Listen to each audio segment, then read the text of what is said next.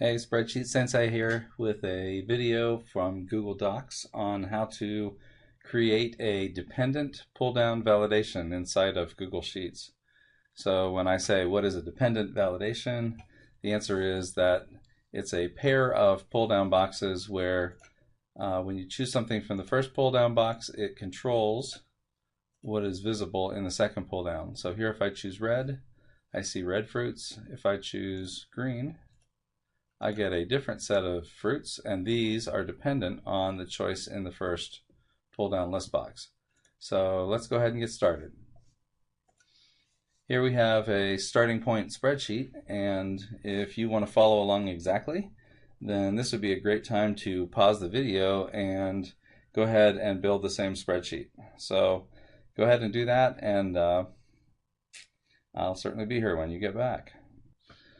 The first step for this is I'm going to get my first pull down validation working. So again, there's a pair of them. The second one's going to be dependent on the first, and obviously we have to have the first one so the second one can be dependent on it. So I'm going to create a range right here, and I'm going to name this range and then use that named range in my pull down validation. So I'm going to select red, blue, and green, and then go to data and choose named ranges. And you should get this dialog off to the right, and what it wants in this top box is the name of the range you're creating. And for me, this is going to be my colors range. So let's go ahead and type colors in that box, and then we'll click done. So what'll happen now is I can go back to E7 here, and I want to create a pull down that's going to have the choices red, blue, or green. And I'm going to choose data, and then data validation.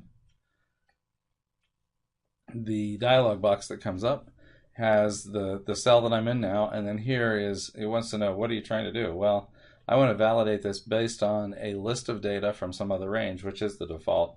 So it comes up with exactly what I want, and I'm just going to tell it the range that I'm going to use for my data validation is colors, which is what we just created a few seconds ago. So when I'm done with that, if I want, I can have some help text. And I create the help text by clicking this checkbox and then changing the text to say whatever I want. So click and choose a color, and then I'll click save. So now if I have a little pull down arrow here, if I click it, you can see I've got red, blue, or green. This is perfect, exactly what I want. So now the next step is that I want a dependent validation. To make this happen, I'm going to create ranges for each set of fruits that I want. But it's super important that I name these ranges the same as the word that's going to be selected up here in the first text box. So my cherry, strawberry, cranberry range is actually going to be named red, which matches this word. Avocados, kiwis, limes are going to be named green, and so on. So let's go ahead and build those ranges. I'm going to select cherry, strawberry, and cranberry, and then click add a range. And again, super important, I'm going to use the same word for this range name that is also the choice in the previous selection box. So this one is going to be named red. Done. I'm going to choose the blueberries and then add a range, and that one will be named blue. And my third range, I'm going to choose the green fruits and then say add a range and add the word green. Again, the word green is coming from right here. That's why I named it that. The first selection box is going to say red, blue, or green, and the range name for the fruit that's supposed to show up has to match the selection in the first selection box. So I'm done there. That's good. The next step is I'm going to create an exterior range, and this range is going to display the appropriate list based on the selection.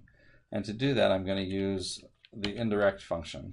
So here I'm going to type in a formula. It's equal to indirect.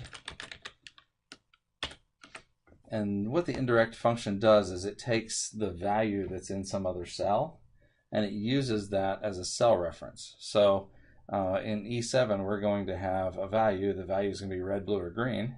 And that's actually a range name.